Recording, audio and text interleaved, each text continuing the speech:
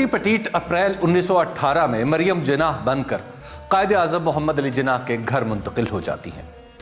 اس ہنگامہ خیز شادی کی وجہ سے پارسی برادری میں اپنی مذہبی روایات کو باقی رکھنے کے لیے فکر مندی بھی پیدا ہوتی ہے۔ بڑے بڑے پارسی خاندانوں کے بزرگ اس شادی کے بعد سر جوڑ کر بیٹھتے ہیں کہ ان کی نئی نسل جو انگریزی پڑھنے کی وجہ سے آزاد خیال ہو چکی ہے، اسے زمانے کی دست برد سے کیسے بچایا جائے۔ دوسری طرف رتی پارسی نوجوانوں میں ایک مثال بن جاتی ہے کہ انہوں نے اپنی محبت پانے کے لیے خاندان کی دولت اور شان و شوکت کی پرواہ بھی نہیں کی۔ پارسی برادری کی سماجی تاریخ بتاتی ہے، رتی جیت گئی اور پرانی روایات کہیں کھو گئی۔ رتی اور قائد اعظم کی عمروں میں 24 سال کا فرق تھا۔ رتی زندگی کی ابتدا میں تھی اور محمد علی جناح ایک پختہ کار وکیل اور سیاستدان۔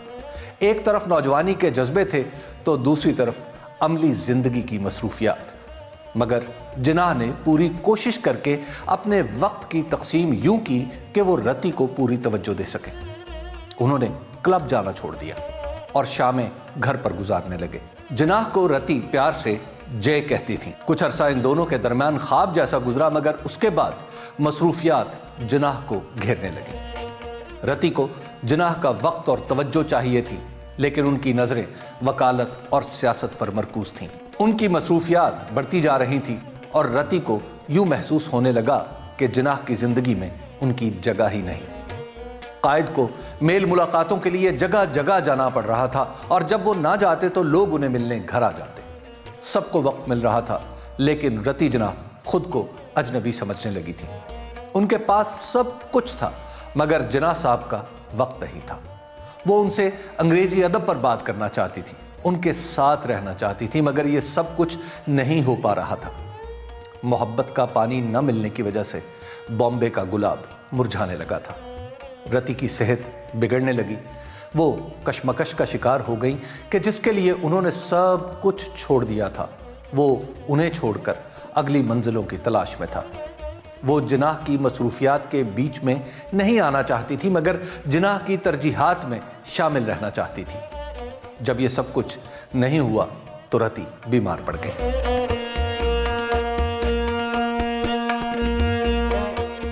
شادی کے تقریباً 1 سال بعد 1919 کی گرمیوں میں قائد اعظم کو برطانیہ کے وزیر اعظم سے ملاقات کے لیے لندن جانا تھا۔ اس وقت رتی کو بچہ ہونے والا تھا۔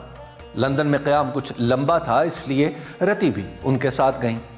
وہاں محمد علی جناح وزیر اعظم سے تو نہ مل سکے، لیکن دیگر سیاسی مصروفیات جاری رہیں۔ لندن میں ہی زچگی کا وقت آیا اور رتی نے 14 اور 15 اگست کی درمیانی رات کو دینا جناح کو جنم دیا۔ یہ وہ زمانہ تھا جب Quaid Azam Imperial legislative council سے استعفیٰ دے چکے تھے۔ تحریک خلافت کی وجہ سے ان کی سیاست بھی کچھ ماند پڑ رہی تھی اور وہ اسے سنبھالا دینے کی کوشش بھی کر رہے تھے۔ گاندھی جی کے ساتھ کھل کر اختلاف کرنے کا زمانہ بھی قریب آ رہا تھا۔ گویا جناح اپنی زندگی کے سیاسی بھنور میں تھے اور رتی ماں بن کر اپنی زندگی کا اگلا ورق پلٹ رہی تھی۔ رتی جناح ایک خوش رہنے والی اور کھل کر بات کرنے والی خاتون تھی۔ شاید ان کی کھل کر بات کرنے کی عادت کے باعث قائد اعظم کی بہن محترمہ فاطمہ جناح سے ان کے تعلقات اتار چڑھاؤ کا شکار رہتے تھے۔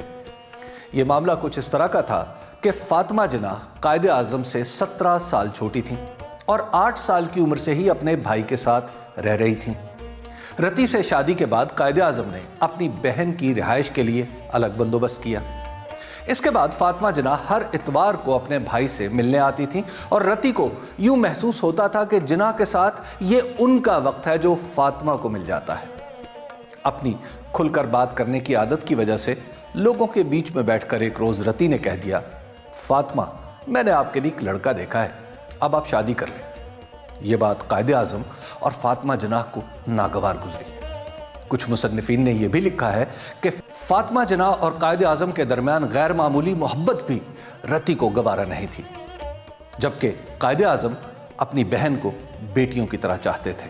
دینا کی پیدائش کے بعد بھی جب رتی کو قائد کی توجہ میں کمی کا شکوہ رہا تو انہوں نے جناح کے دوست کانجی دوارکا داس اور سروجنی نائیڈو سے بھی اس بارے میں بات کی۔ ان دونوں نے جناح کی مصروفیات کے بارے میں انہیں بتایا، مگر بات اس سے آگے نہ بڑھ سکی۔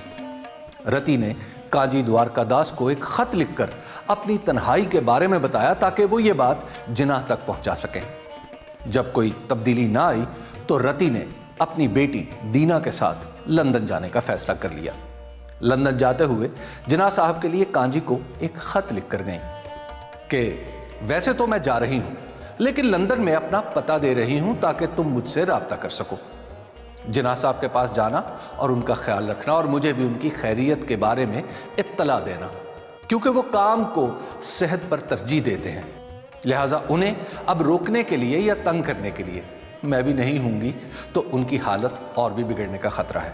جناح کو ان کی مصروفیت جکڑ رہی تھی، اپنی سیاسی زندگی کے مشکل ترین دور سے گزر رہے تھے۔ بعض کا خیال تھا کہ ان کی سیاست اب ختم ہو چکی ہے، اس لیے انہیں اپنی صحت، خاندان اور حلقہ احباب سب پر سمجھوتا کرنا پڑ رہا تھا۔ رتی اپنی بیٹی کے ساتھ 1 سال لندن میں گزارتی ہیں اور پھر اس خیال سے واپس آتی ہیں کہ جناح مجھے اور اپنی بیٹی کو یاد کر رہے ہوں گے۔ ہندوستان واپس آ کر رتی نے جناح صاحب کی سیاست میں جگہ بنانے کی کوشش کی، مگر اپنی کم عمری کی وجہ سے انہیں یہ کام بھی مشکل لگا۔ انہی دنوں رتی نے کانجی دوارکا داس کو خط لکھا کہ وہ سوچ کو بدلنے کے طریقوں میں دلچسپی لے رہی ہیں تاکہ ان کا دماغ کسی دوسری طرف لگے۔ ایک اور خط میں وہ اپنے دوست کانجی کو بتاتی ہیں کہ میں نے جناح صاحب کو ایک کتاب بھیج کر قائل کر لیا ہے کہ وہ بات چیت شروع کریں تاکہ ہماری ناراضگی ختم ہو سکے۔ اس کتاب کا نام تھا دی اسپرٹ آف آئرین۔ جناح صاحب کو یہ کتاب پسند بھی آئی، لیکن شاید رتی کی امیدوں کے مطابق کتاب ان کو بدل نہیں سکی۔ اس زمانے کا ایک دلچسپ واقعہ ہے کہ رتی جناح نے محبوب کو قدموں میں لانے کے لیے تعویذ گنڈوں کا سہارا بھی لیا۔ وہ تعویذ گنڈے کو مانتی تھی، لیکن سامنے محبوب خود مرشد تھا۔ جناح ان چیزوں کو نہیں مانتے تھے بلکہ ان کا مذاق بھی اڑاتے تھے۔ دسمبر 1927 میں کلکتہ میں مسلم لیگ کے سالانہ اجلاس میں جناح رتی کو اپنے ساتھ لے کر گئے، لیکن واپسی پر رتی جناح بامبے کے تاج محل ہوٹل کے ایک سویٹ میں منتقل ہو گئیں۔ یہ کوئی نہیں جانتا کہ اس علیحدگی کی فوری وجہ کیا تھی۔ کچھ مشترکہ دوستوں نے میاں بیوی کے درمیان مصالحت کی کوشش کی، مگر ناکام رہے۔ ایک دوست کو رتی نے کہا کہ وہ واپس جا سکتی ہیں بشرطے کہ انہیں وہاں خوش آمدید کہا جائے۔ دوسرے دوست نے جناح صاحب سے رابطہ کیا تو عجیب واقعہ پیش آیا۔ اس دوست نے جناح سے کہا مجھے ایک ذاتی معاملے پر آپ سے علیحدگی میں بات کرنا ہے۔ اس پر جناح نے پوچھا کس کا ذاتی معاملہ، آپ کا یا میرا؟ اس پر دوست نے کہا آپ کا۔ جناح نے جواب دیا مجھے اپنے ذاتی معاملے پر آپ سے کوئی بات نہیں کرنی۔ 1928 میں جناح صاحب آئرلینڈ چلے گئے جبکہ رتی فرانس تھی۔ انہوں نے وہاں سے کانجی کو ایک خط لکھا کہ اگرچہ ہم دور ہیں لیکن مجھے پتا ہے کہ جناح صاحب کل رات 2:30 پر بیڈ پر آئے ہیں۔ میں انہیں اچھی طرح سمجھتی ہوں۔ آئرلینڈ کے شہر ڈبلن میں قائد اعظم کو ان کے دوست چمن لال کے ذریعے اطلاع ملی کہ رتی جناح بہت بیمار ہیں، انہیں شدید بخار ہے اور پیرس کے ایک ہسپتال میں ان کا علاج چل رہا ہے، آپ آ جائیں۔ رتی کی بیماری کی خبر سن کر بامبے سے ان کی والدہ بھی پیرس پہنچ چکی تھیں۔ ہسپتال میں ہی جناح اور رتی کی والدہ کا آمنا سامنا ہوا تو انہوں نے جناح کو رتی کی صحت کی خرابی کا ذمہ دار قرار دیا۔ رتی کی طبیعت کچھ ٹھیک ہوئی تو انہوں نے ہندوستان واپسی کا فیصلہ کیا اور تاج محل ہوٹل میں ہی ٹھہریں۔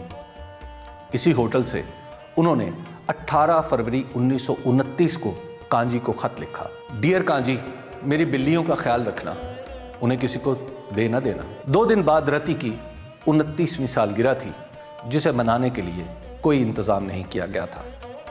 عین سالگرہ کے دن رتی تاج ہوٹل میں اپنے کمرے میں مردہ حالت میں پائی گئی۔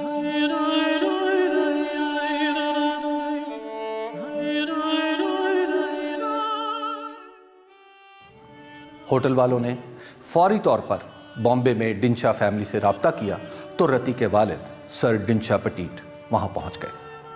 قائد اعظم اس وقت اپنی سیاسی مصروفیات کی وجہ سے دلی میں تھے۔ انہیں بالکل خبر نہیں تھی کہ ان کی محبت انہیں چھوڑ کر اس دنیا سے جا چکی ہے۔ سر ڈنشا یعنی جناح صاحب کے سسر ان سے رابطہ کر کے بتاتے ہیں کہ رتی کی طبیعت خاصی بگڑ چکی ہے، وہ فوراً آ جائیں۔ وہ اس وقت موت کا نہیں بتاتے۔ جناح صاحب ٹرین لے کر واپس آتے ہیں تو انہیں معلوم ہوتا ہے کہ رتی جناح اب دنیا میں نہیں رہی۔ چونکہ کانجی دوارکا داس رتی کے رازدار بھی تھے اور وہ ان کے ساتھ اپنے جذبات اور دکھ درد شیئر بھی کرتی تھیں، اس لیے کانجی نے مشورہ دیا کہ آخری دنوں میں وہ ہندو مذہب کے قریب ہو گئی تھیں، اس لیے ان کی آخری رسومات ہندو مذہب کے مطابق ہونی چاہیے۔ لیکن جناح صاحب نے اپنی بیوی کو مسلم قبرستان میں دفنانے کا فیصلہ کیا۔ اس موقع پر رتی کا اپنا خاندان بھی موجود تھا، لیکن ان میں سے کسی نے اس معاملے میں دخل نہیں دیا۔ کانجی جو رتی کی تدفین کے موقع پر موجود تھے بتاتے ہیں کہ جب جناح بامبے پہنچے تو رتی اگلے جہاں جا چکی تھی۔ ان کی تدفین سے پہلے 5 گھنٹے تک جناح بالکل نارمل انداز میں باتیں کر رہے تھے۔ صاف محسوس ہو رہا تھا کہ وہ اپنا درد چھپا رہے ہیں۔ جب رتی کو قبر میں اتار کر جناح صاحب کو مٹی ڈالنے کے لیے کہا گیا تو وہ بچوں کی طرح پھوٹ پھوٹ کر رونے لگے۔ یہ جناح کی زندگی کا پہلا موقع تھا جب کسی نے انہیں یوں روتے دیکھا تھا۔ رتی کی موت کے ساتھ ہی محبت کی یہ داستان بھی اپنے انجام کو پہنچی، جو آج بھی یاد کی جاتی ہے۔ اس پر کہانیاں لکھی جاتی ہیں اور سنی سنائی جاتی ہیں۔ رتی کی موت کے بعد جناح کو لکھے ہوئے ان کے خطوط میں سے ایک ایسا خط بھی ملتا ہے جس میں گلے شکوے اور ناراضگی کے باوجود وہ اپنی بے پناہ محبت کا یقین دلاتی ہیں۔ وہ لکھتی ہیں، جے ڈارلنگ، تمہارا شکریہ، تم نے جو بھی کیا۔ البتہ میرے لیے اس پیار کی تکلیف سب سے زیادہ ہے جو تم سمجھ نہیں سکے۔ موت سے بڑی حقیقت کوئی نہیں اور میں اس کے بہت قریب پہنچ چکی ہوں۔ انسان کو صرف خوبصورت لمحات ہی یاد رہتے ہیں، باقی سب ایک دھندلا سا پردہ بن جاتا ہے، جیسے ایک خواب ہو۔ ڈیئر جے، مجھے یاد رکھنے کی کوشش کرنا، میں وہ پھول تھی جو تم نے توڑا تھا، وہ پھول نہیں تھی جسے تم نے روند ڈالا تھا۔ میری جان، میں نے بہت دکھ جھیلے ہیں کیونکہ میں نے تم سے بہت محبت کی ہے۔ میری اذیت کی شدت میری محبت کی گہرائی کے برابر ہے۔ میں تم سے آج بھی پیار کرتی ہوں اور کرتی رہوں گی۔ دراصل میری محبت کی شدت ہی اتنی زیادہ تھی کہ وہی تم سے دوری کی وجہ بن گئی۔ اگر یہ کچھ کم ہوتی تو میں تمہارے ساتھ ہوتی۔ رتی کے الفاظ تھے کہ جے، میں نے تم سے جتنی محبت کی وہ کسی انسان کو کم ہی نصیب ہوتی ہے۔ میں چاہتی ہوں کہ ہمارا جو قصہ محبت سے شروع ہوا تھا وہ محبت پر ہی ختم ہو۔ جان من، شب بخیر، الوداع۔ زیادہ ہو گیا آپ یہ الفاظ بھی بول دیں۔